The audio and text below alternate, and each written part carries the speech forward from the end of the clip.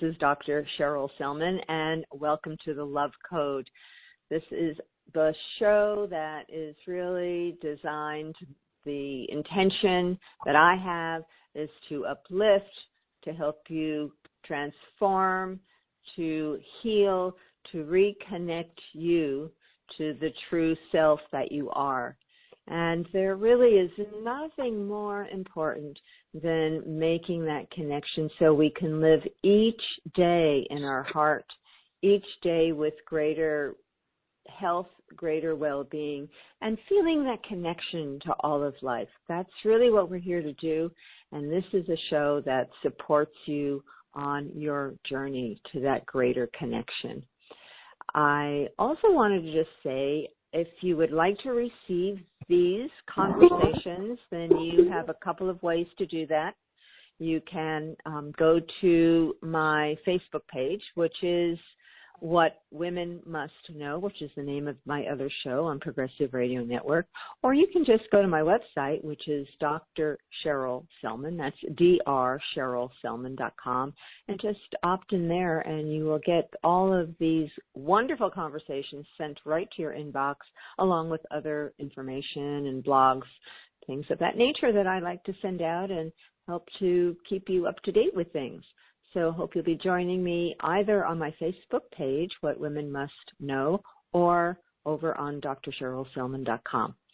So let's get on with the show today. I have just returned from a week at a remarkable retreat center. I've talked about it before, and that is Rhythmia Life Advancement Center, its full name, in Costa Rica. It's the only medically licensed plant medicine center in the world. And I have been there many times. I have just returned from bringing a group that I kind of guide there every year. And also I teach there once a year. So this has been a place that has been quite near and dear to me in the journey that I've been taking, and actually quite profound. No words to really say how profound this experience is with plant medicine. And I've met incredible people there. I've had some of my guests on the show who have been guests at Rhythmia share their remarkable stories, their miracles of healing.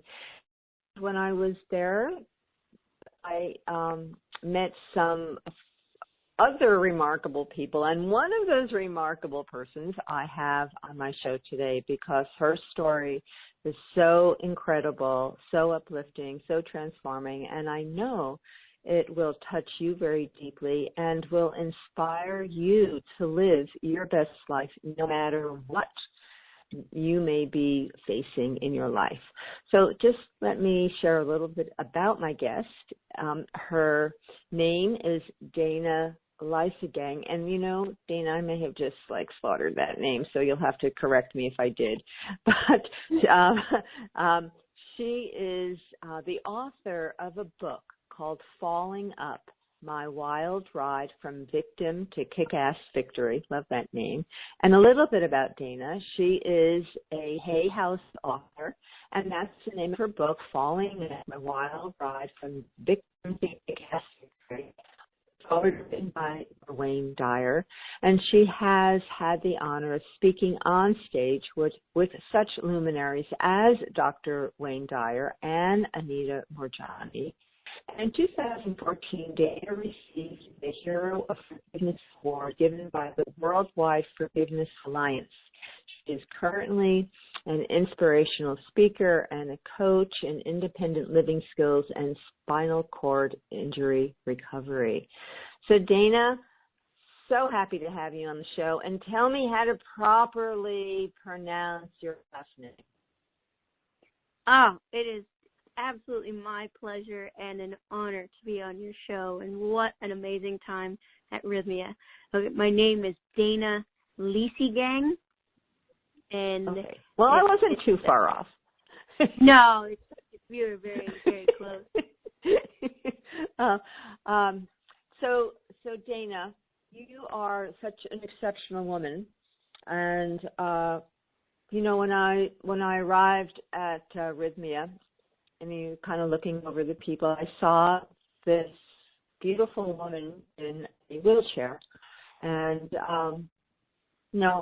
we sit around at meal times and we chat, and I had the pleasure of sitting next to Dana at one of our meals, and she started to share her story with me, which I found so amazing because not only of her journey in life, but what she's creating and how she's having such a huge impact in this world, over using her challenges actually to show miracles are possible.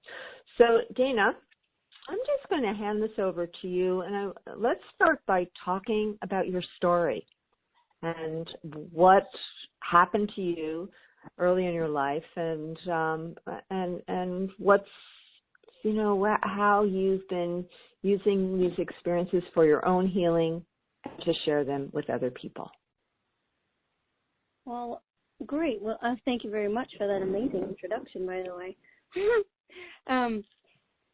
I grew up in the Northwest, and by the age of 10, I had like 3 sets of parents, and so I know that's confusing. My mom married 3 times, and all of the parents kept me under their fold, and I never understood anything but love, because everywhere I go, I had love from my parents, and if one parent was mad at you, you'd go to the next one, or if you were mad at a parent, you could stay wherever you wanted to stay.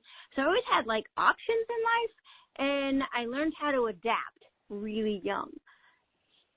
And by the age of 18, I was told a lot. Even though I had love in my life, I was also told that, money doesn't grow on trees, you're not smart enough for college, go in the military. And I was like, oh, all right.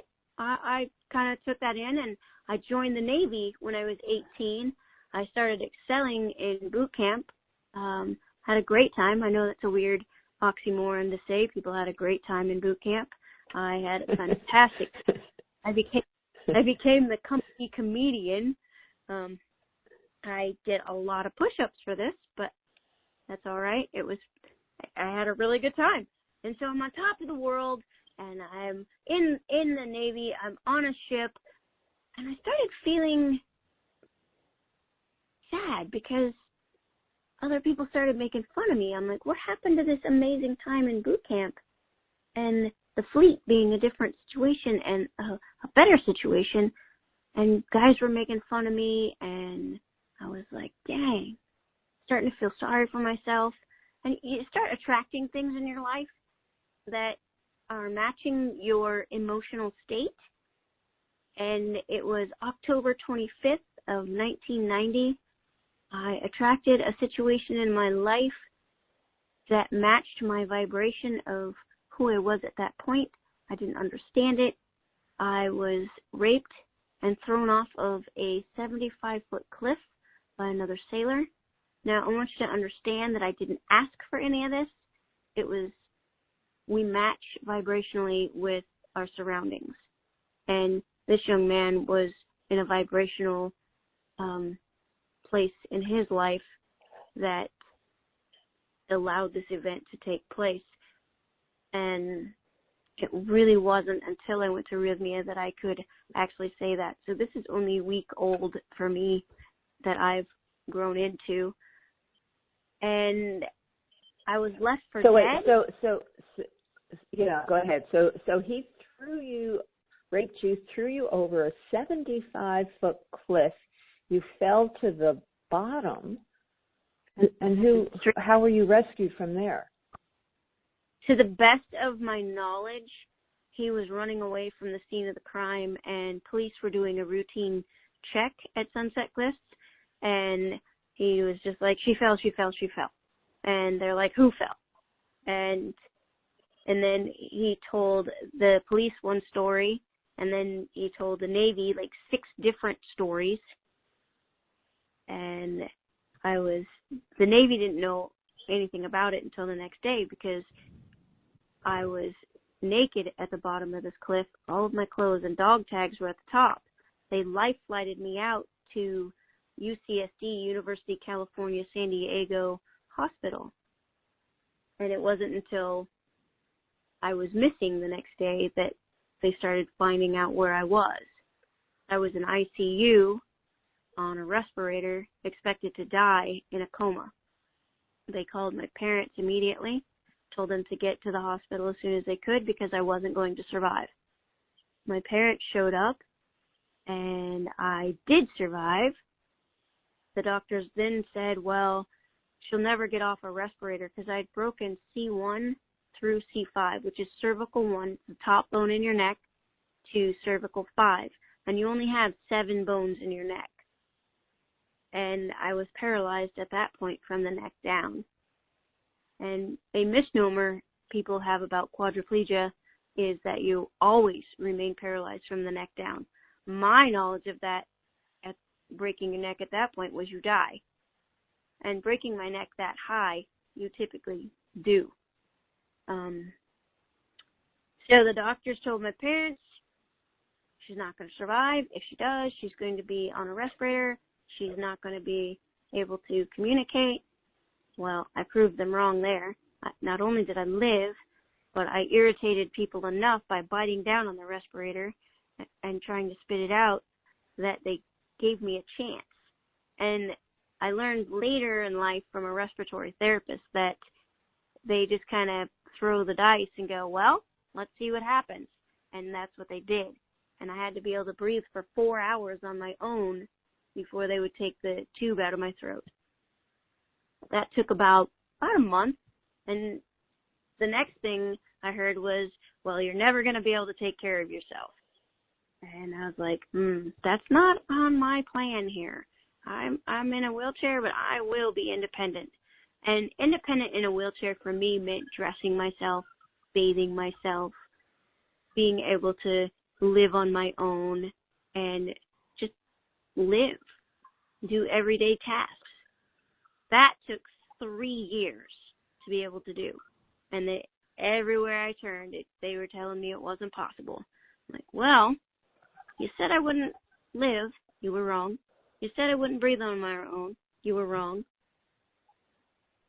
So you're probably wrong with this one too. And they were. So you're probably wondering at this point, hey, what happened to that guy that threw you off the cliff? Right?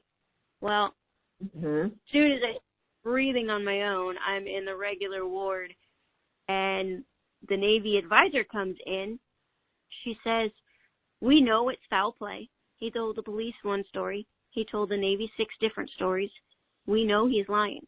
However, you have 2 choices. You can take this to court. You will lose. You will get nothing. Your parents will be paying for your medical bills.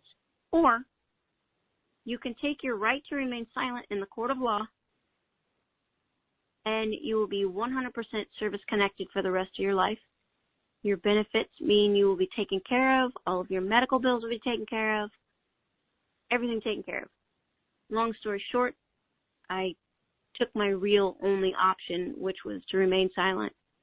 And at that time, I thought I had to remain silent completely with everybody. My parents were like, zip your lip. And that's what I did, which in hindsight, it made it easier for me to push forward and work on me without having to worry about court battles and any of that, being put down or blamed or shamed for nothing to my fault. I then worked. Can we take it? Can we take a little deeper and talk more about this situation in the military with sexual abuse? Because you shared a bit more with me about how rampant it is, and as you're sharing with us how the military actually doesn't or hasn't, I don't know, maybe things have changed since that event happened to you. You don't have a lot of alternatives to push forward with having the abusers be made to pay for it, or be sent to jail for it. Yeah. it's kind of widely known amongst the personnel that they can get away with it, and it does happen more in the military than in civilian world. The sad part for me is that they're getting away with it, and then they're being discharged from the military and going out and doing more damage. The young man that hurt me went on to a life of drug dealing, drug abusing. He went to jail for domestic violence. He got out, and then while he was out, he violated his parole and held a woman hostage for 5 days in her own home. No food and water, reading her scriptures out of the Bible. So this happens more often than people understand. And the statistics are numbers of women, the percentage of numbers of women that are assaulted are higher. The reality is the numbers of men who are assaulted is more than the numbers of women. The men are less likely to come forward, and they are higher numbers of men. There's just the numbers, period. So it's not a gender issue. It is a policy issue. It's just a poor behavior issue and being allowed to get away with it. So has anything changed? Has anything changed since that event happened to you and where we are now? Yeah, let's try something else. To the best of my knowledge, they're educating people more on assault happening. However, in the movie The Invisible War, in 2010, sexual assault was deemed an occupational hazard according to Congress. I believe it was Congress. To Senate or Congress. I have to watch the movie again to get the right one, but don't quote me on that one. So well, it must be, a Congress. So it means what? What does that mean, an occupational hazard? It means expect it. If you join, it's an occupational hazard of your job, just like getting shot. Wow. Right. So wow. A lot of the women I have talked to since then that have been discharged when they came forward or have come forward are being discharged with personality disorders. So instead of addressing the issue of rape, they're still blaming the person who has been raped and discharging them with a personality disorder. Wow. And when they said there was no point in going to court, you would lose, why did they say that? Why would you lose if you brought this to court of law? My word against his. Mm-hmm. There's no one else there. No video, no cell phones. There's none of that. 1990. And they said point blank, your word against his. He got to the cops first, which I clearly couldn't. Clearly. Oh my gosh. Yeah, that's, I mean, when you shared that with me, it was such a revelation of, what's going on. You don't really know this unless you are intimately involved in the situation. I went on and lived a really good life, so it's not all doom and gloom. I'm like, I right. can now say that this wheelchair has been the best gift of my life. It has taken me in places and directions that I never thought were even possible as an able-bodied person that was probably headed for alcoholism. And, if I look backwards, I'm like, good path. So that's why you're so incredible, Dana, because you have just taken what life has given you and you've turned it into something amazing.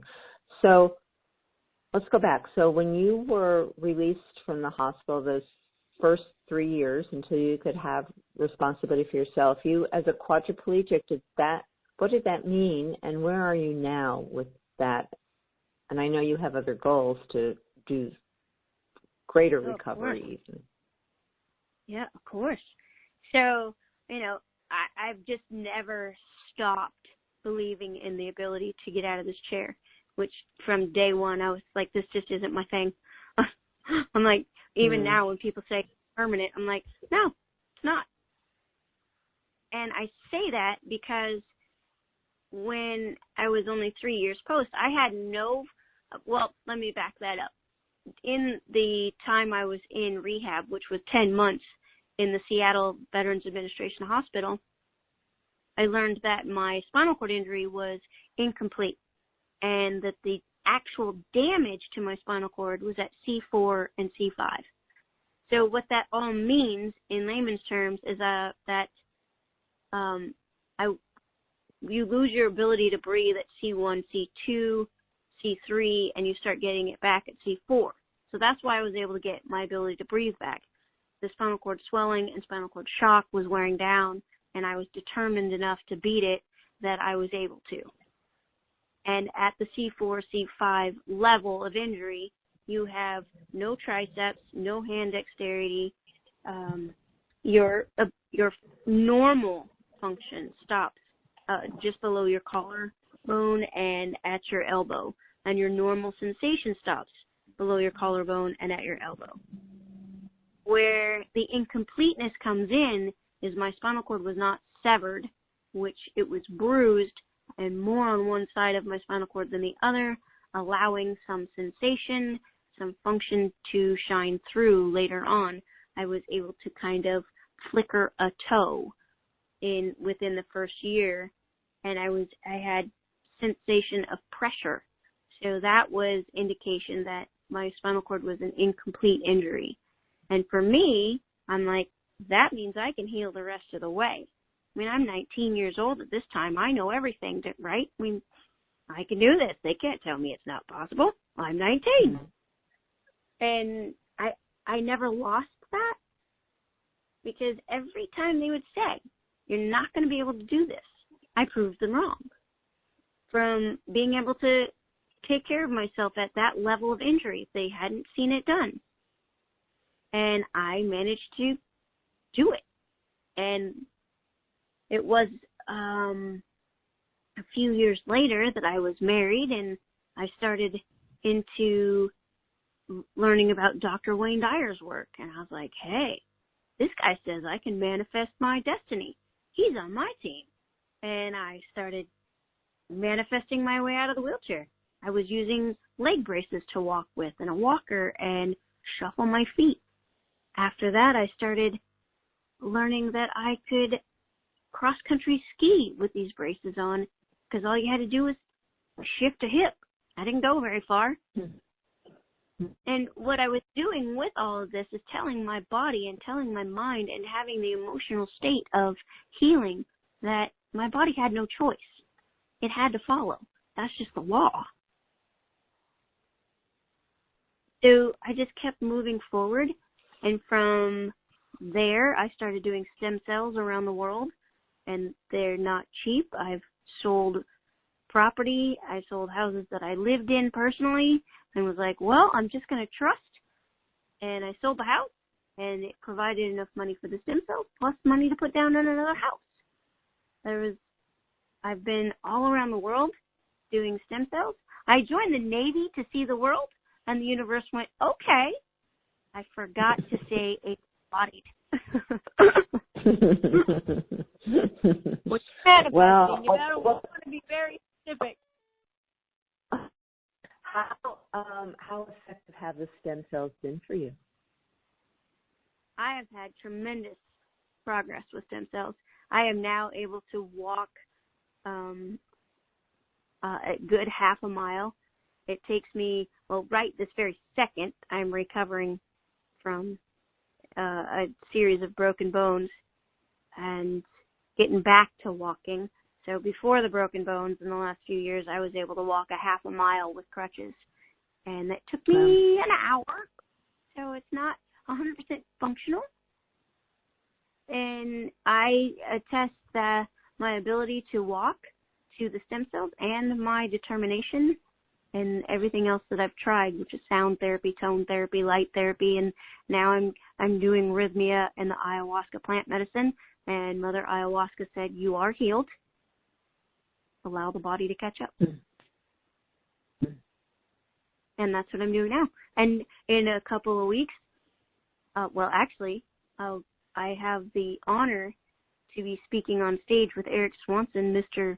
Awesome, at the Habitude Warrior Conference in Houston, March 6th and 7th. So I'm pretty excited about that. And after that, I'm honestly more excited to be going to Spain to a Dr. Joe Dispenza workshop for the 6-day workshop, the advanced, where he has had extreme success in miracles and spontaneous recovery. And I fully believe that the universe has been guiding me 100% of the way, one step at a time. And that's one of the reasons why I say this wheelchair has been such a gift in my life, is that I have been able to travel the world. I've been happy traveling the world. I met Dr. Wayne Dyer. He had me write a book. He had me on stages with him. And, unfortunately. Let's talk a little bit about, Dana, let's talk about your experience with Dr. Wayne Dyer. Oh, I love talking about Dr. Wayne Dyer. So I was in Costa Rica at the time, oddly enough, that things come full circle. I was in Costa Rica and having a really hard time with post-traumatic stress. And I really wasn't understanding that I had post-traumatic stress. I kind of knew, but I kind of didn't know, because, quote-unquote, what happened to me didn't happen. So they never treated me for any of that. And what were the symptoms, Dana? I was having nightmares. I couldn't sleep. I was scared. I was angry out of nowhere. I was trying to numb it out with a couple of beers at night. And at that point, I Googled, Dr. Wayne Dyer had gotten me through difficult times before. I was like, Googled him. I started listening to From Ambition to Meaning, and he said, I have chronic lymphocytic leukemia. I don't know what that is really, but that's what I have. And I was like, oh my God, I got to thank this person before he dies, because I was using From Ambition to Meaning just to maintain, because I was in Costa Rica studying Spanish, and I was responsible for a 21-year-old kid who was also with me.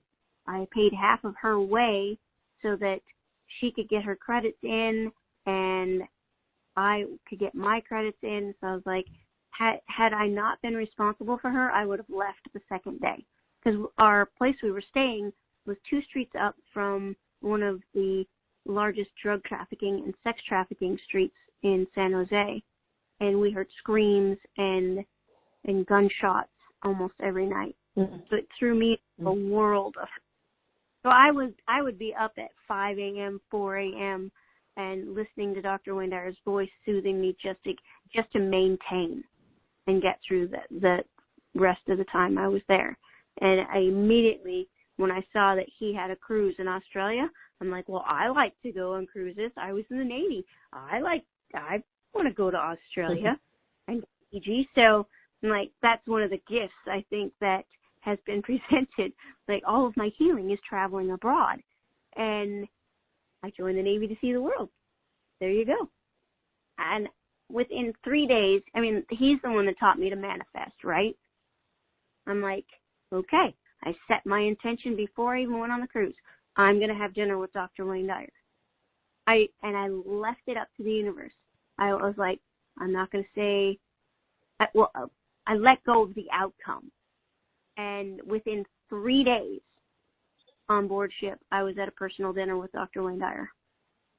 I'm like, whoa, I'm awesome. And so I'm getting a little cocky. Wait. I just want to know, did you go to Australia to get that cruise by yourself? I flew there by myself, and I met up with a friend. Right. Yeah, you just flew there. You're in your wheelchair, and you just head off. Yeah. Yeah. Well, nothing stopped you. How do I do? Okay. Sorry. Go ahead. Continue on. I don't see limits. I don't see limitations. The people that see limitations, like I hear people's limitations that they try to put on me, and it just doesn't work out for them. Because those are limits in their mind that they would think they would have if they were in a chair. I'm like, your limits don't work for me. That's great. Yeah. Okay, so carry on. So you had dinner with Wayne Dyer. Yeah, and at the dinner, he starts talking about John of God in Brazil, in Moojani, Brazil, and how John of God healed him of cancer. And then he looked at me and he goes, you need to go to see John of God. I'm like, okay. And so I did. And there was another cruise conveniently in the Mediterranean with Dr. Wayne Dyer. I'm like, ooh, I want to go to the Mediterranean. And I knew that I would need more help in like Greece and Rome and things like that. So one of the other people on the cruise agreed to go and help me out if I needed help, which was phenomenal because Dominic was a savior in Rome. I swear I was in a wheelie the entire time because my front casters would get stuck on the cobblestones. So if you pop me in a wheelie, I'm like a wheelbarrow cruising through Rome. So that was beautiful. And on that cruise, I'm like, it was like I didn't do any of the touristy things, except I ran into Wayne Dyer everywhere we went, like at the top of the Parthenon. I walked up the marble steps of the Parthenon because the elevator that they had put in had broke down, of course. So I walked up those steps, not so proud, and who would be at the top? Wayne Dyer. He gave me his hat on this cruise, actually. And I walked down to the stage one day after he'd given his lecture, and he was talking about releasing attachment to things. And so I walked down there, and I said, Wayne. And he's like, whoa, because I walked down there. So he's all excited. And I'm like, how attached to that hat are you? And he's like, pretty goddamn attached, thanks. So I pulled out a necklace that I was wearing, and it had a John of God triangle on it. I said, well, I'm pretty goddamn attached to this John of God triangle. And he was like, oh, my God, you went. And I said, I'll trade you this necklace for that hat. I have the hat to this day. And he's like, this changes my whole talk for. And then he brought you up, right? You became a star. The next day, he changed his entire talk around, and he's like, where are you sitting? I'm like, right over here. And then he calls me down to the stage. So I walk down to the stage, and, I mean, it takes me quite a bit of time. So it's not like, do-do-do. It was more like, a snail getting to the stage. But I did it, and that's the important part. And so he starts talking, and he's telling people about it. And for the very first time, I admitted to a crowd of people because I had also learned from my social worker. Now I'm 21 years post-injury at this point. I went skydiving for New Year's that year. So I went skydiving to celebrate 2012. You're amazing. You are amazing. Fun. And I'm down there, and Wayne didn't actually say how I got hurt, but I did. I was like, well, and like Wayne said, I was raped and thrown off of a 75-foot cliff and left for dead and became a quadriplegic. And then at dinner that night, I had realized Wayne didn't say that. I did. And that was the first time. And it was so liberating to say. And one of the reasons he brought me on stage is because the healing I received from John of God was the ability to forgive myself and my attacker. Now, this doesn't mean you condone the violent act. This means you're cutting the cord of draining your power into who has hurt you. And I had carried a chip of anger on my shoulder that I didn't even know was there. I carried a cloud around me that I didn't even know was there. I thought I was still pretty happy-go-lucky, but the underlying current was still anger towards this man. And I had thought of all kinds of ways of hiring people to make him a quadriplegic. And then I finally was like, I dropped the anger off at the bus and went on forward without it. And it just was so liberating and so peaceful that afterwards I stopped using alcohol to numb myself. I still drank every now and then, and I still do have a glass of wine every now and then. I like it, but it's not something I do in order to numb out the sensation of hurt and anger. So I cut that cord. Like, you know, if you're a woman, you cut the cord to your baby so that they can thrive. And if you're a man and it's hard for you to understand that, think about, you know, you need the battery hooked up to your car for it to drive. And if you unhook that battery, it's just calm. That anger isn't driving you anymore. And the battery represents your anger. That's so profound, to get to the place when we can truly release the past and forgive and reclaim ourselves. Step out of the victimhood state of being. Yeah. Once you step out of being a victim, your whole world opens up. And it took me a minute, 3-4 years after Wayne had passed. My service dog Jack died 2 weeks prior to Wayne dying, and I thought, well, I guess this is it.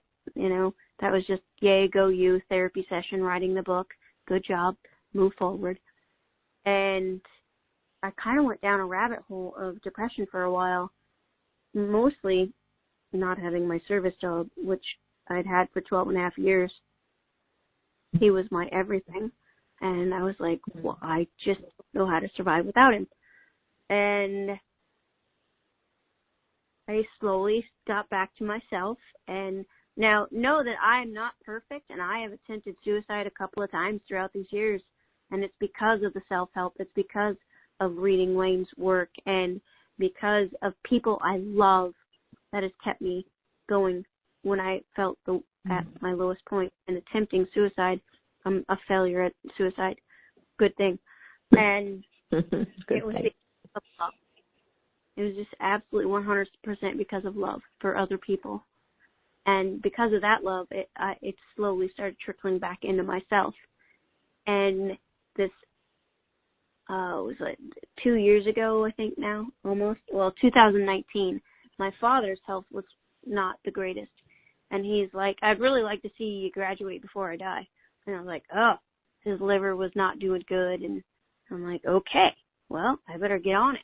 And I went to the college. And I'd been going to college off and on. I'm like a professional college student just because it was like when stem cells weren't working and working out wasn't working and I was having plateaus. I didn't want to let my mind be idle, so I'd go to school. And I just only took classes I felt like taking. Well, lo and behold, you can get a liberal arts degree that way. And I had to bust my butt last year, take full time. And the really fun thing is, you remember back when my whole family said, you're stupid, you wouldn't be good in college? I graduated cum laude. Prove them wrong once again. And proved the fact that I had a traumatic brain injury. I forgot to tell you about that. I had a traumatic brain injury, and I had to go back and take remedial math, remedial reading, remedial English, everything.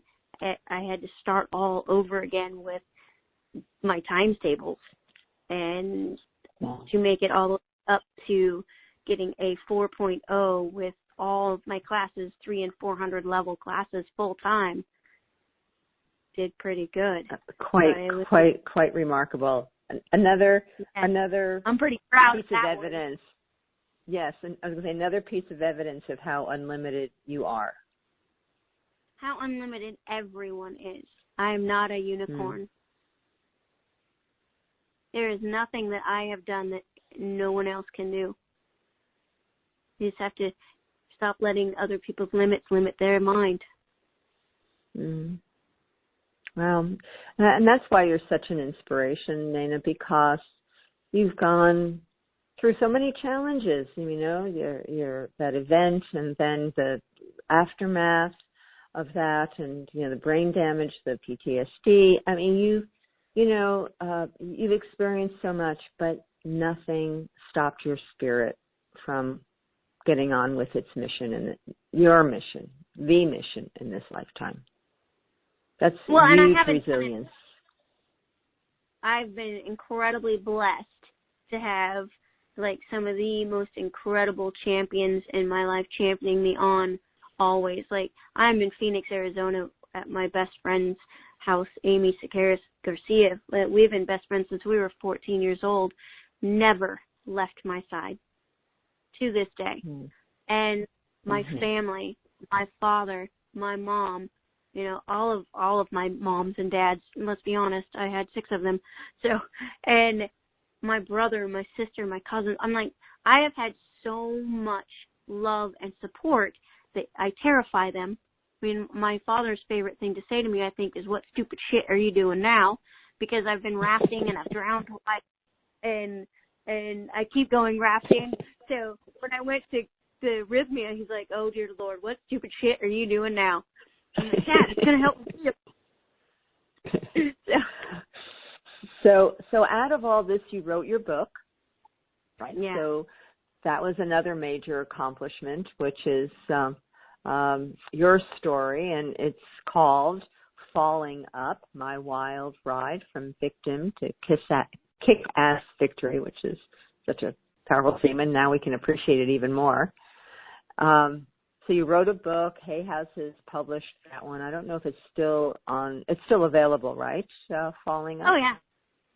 Absolutely. Yeah, which you know, I recommend everybody get that book. If you or someone you know is in the dumps, feeling kind of blue or feeling sorry for themselves, or in a situation where they're having some challenges, then we need to get that book into their hands, because it's inspirational. And that's your message, Dana. You're so inspirational, and your attitude is so amazing, that has allowed you to just move forward in incredible ways. And, you know, I know you've been noticing some improvement, right? You continue to notice improvement in your functioning.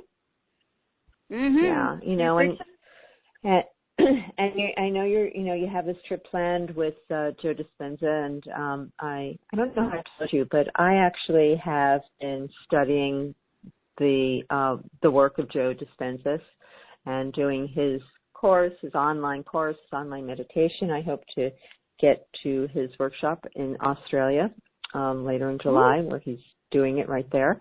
But in watching and observing the testimonials from doing this deep, profound work, and for all my listeners, if you don't know who Joe Dispenza is, go to drjoedispenza.com or just do some YouTubes. Just look him up and see his work and the testimonials, because I said this to you based on what I have seen from people who have done his work and have been committed to practicing on a daily basis with the mindset, with the meditations. I've seen, I think I told you this. There was a testimonial of a woman who was a quadriplegic who now is running around with her grandson. So you're going to be one of those amazing testimonials. I mean, you've come so far, you've done amazing things, but there is even more waiting for you. Talking about Rhythmia and this experience where I met you in Costa Rica, Rhythmia Life Advancement Center, what do you think working with the plant medicine has helped you with? I believe that plant medicine has helped me love myself. And that is like, I was pretty happy with myself before. I just didn't realize that there was some elements missing, and to love the people around me where they're at, instead of trying to be right or trying to make them be where I'm at, or, like always going, I'm doing this work now and I'm doing that work now. You got to do it. You got to do it. No, I'm like, I'm still promoting Rhythmia, and I'm like, if it's calling you, then go. But, if it's not calling you, don't. But the love in my heart that I feel right now, and my relationship with my mom is completely mended. We were at a point in our lives, when I was a kid, I was tight with my mom, when we were just inseparable. And then over the last 15 years or so, our relationship had taken a turn where we couldn't even be in the same room for an hour without going at it, without arguing. And I will take to that because I think I was kind of an asshole. And it changed that around, having my mom with me, and we mended our relationship. And I have to call her every day and tell her how much I love her and appreciate her now. And that is a huge shift in me and her that allowed us to bond once again. And my dad called me and was like, "How'd you and your mother do?" I'm like, "Dad, our relationship's mended. It's beautiful." Oh, and he had nothing else he could say. And that was on myself. And the shift in talking to my sister, and I wasn't feeding into the drama. There's no drama in my head. I'm not creating that story around the guy that cut me off in traffic, or the story around something my sister said, or just not creating any dramas that are unnecessary. And it's amazing to have your mind so clear. The trees, everything looked more beautiful and more alive. I just feel more alive and loved, whether I'm alone or with my dog or with other people. I just feel love. What a gift, huh? What a gift. And that's the power of this experience with plant medicine, or also known as ayahuasca. It just heals in such deep, just heals us and reconnects us, which is why I keep doing medicine myself. Right. Just more to go. So Dana, what are your goals now? What is it that you are setting as an intention for yourself at this point? Well, Mama Ayahuasca showed me to go back to drumming. I'd been a drummer I'm pretty sure since birth. and I'm currently working on moving to Arizona out of Colorado and get more back into the healing arts of drumming and sound and speaking when speaking engagements arise, and following my heart's truth, following my soul's path. And I was shown that healing arts of drumming and dance are something that I am to move toward. Fantastic, since you have the gift of being a drummer since birth. It's a gift and a talent and a healing modality that you can now be sharing with more people. Yeah, well, an example of how when she shows you what's possible is I was shown that I'm a drummer on the first journey, on the Monday journey, and by Friday I was playing impromptu bongos with Christian and a couple other people, and Christian asked me, "How long have you been playing bongos?" And that was the very first time I was actually able to play the bongos because of, the new thumb function that I had gotten January 8th after doing 2 weeks of Joe Dispenza's work. I was able to straighten my thumb out enough to play the bongos, and I got rhythm to my soul. Wow. So can we just go back there, and we still have some time? What just happened? Tell us what just happened 2 weeks or 2 weeks before, or during the 2 weeks of work with Joe Dispenza.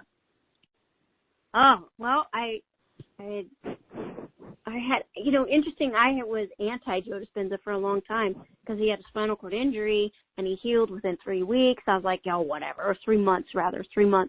And my mind and my knowledge said his spinal cord wasn't damaged. When I got the full story, he had bone fragments in his spinal cord. So there's damage. So I created my own story around it.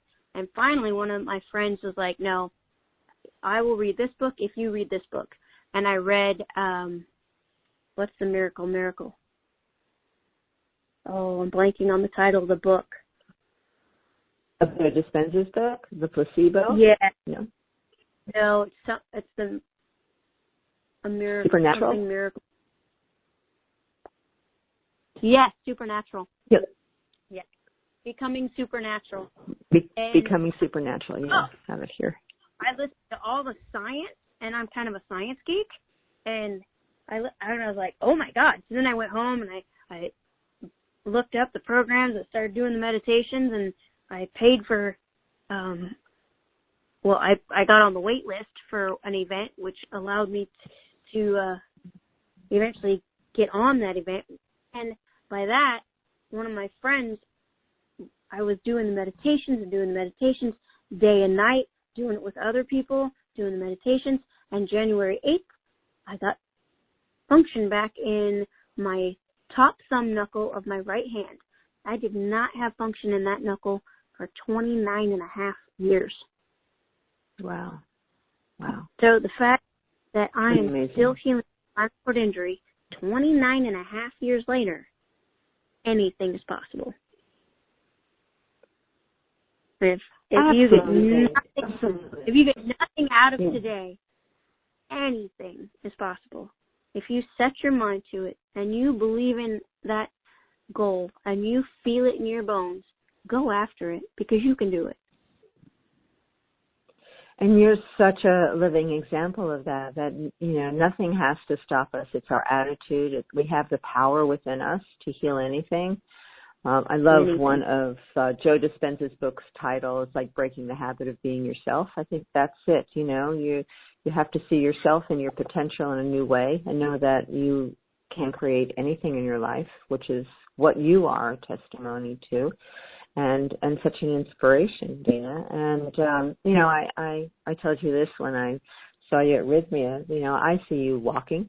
I see you walking and having full function and being up there on that stage and showing everyone the possibility that nothing can stop us from creating what we want. And you have to just be sure to let me know when that happens. I don't want to miss that event. Absolutely, I will. I imagine the whole world. And it's like a medical miracles in store, and I just can't wait to hear what happens to you next, especially doing that 1 week profound intensive with Dr. Joe Dispenza in Spain. That'll be incredible for you, for everyone. I am so excited for this workshop. It'll be profound. So in a couple of minutes we have left, and is there anything you want to share, anything that you might add, anything you want to kind of leave us? My motto is see it, believe it, and make it happen. So I would like to leave you with see your goals and visualize them, feel them, and that's the seeing portion of it, and believing in it. Make that your passion and your burning desire. Let no one deter you from that. And then you make it happen. And not even force it. The Lord knows I've tried to force things and that doesn't work. Take the steps that you need. Take the steps that the universe provides you with.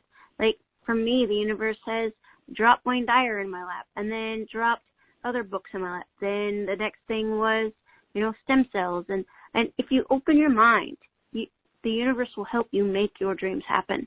It's not a one-person job. And so I will just leave it with see it, believe it, and make it happen. Which is why it's so important to do the spiritual work where we have the ability to focus on the goals we have, put into practice the disciplines like you did with those meditations, doing them twice a day. Never give up, never give up, never give up.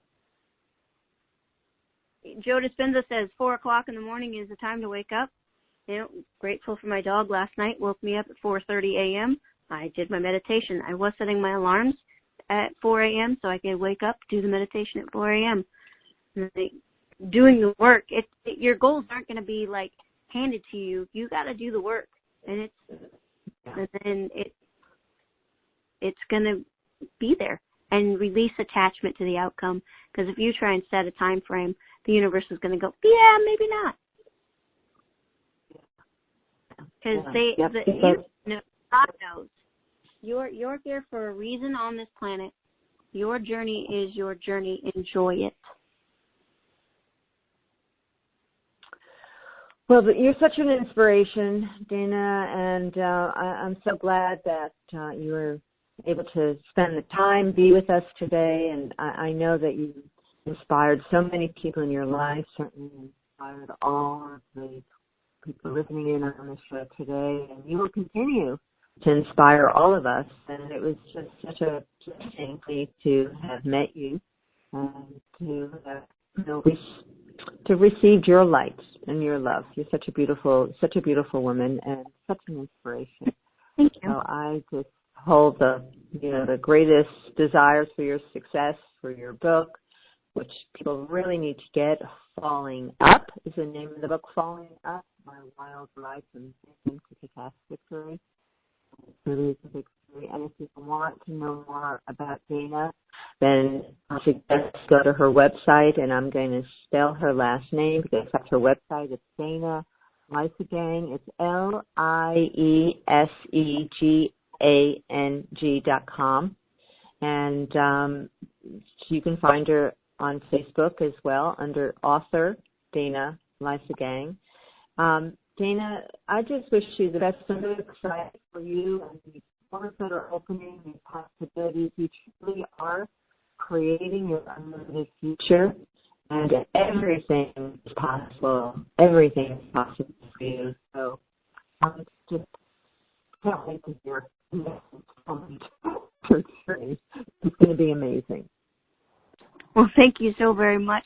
It's been such an honor. And it was such a blessing to meet you and just feel your love and be just there for each other. Because when we're healing at the same time, we get to heal each other.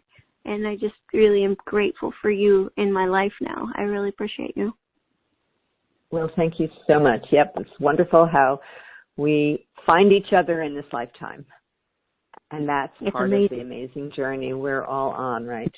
Finding each other, all these souls, reconnecting again. And I look forward to, and we'll stay in touch, Dana, and I'll hear more of your miracles, and we'll share more of our stories. And I'm just so grateful to you being in this world and for being the wonderful, inspirational presence that you are. So you take care. You. Good journeys, happy travels, and we'll be in touch. And thank you so much for being with us today. And to everyone listening, thank you for being. Check out Dana's website. I'll give that to you again. Liesegang, LIESEGANG.com. So until next time, may your week be filled with love, peace, and harmony. Bye for now.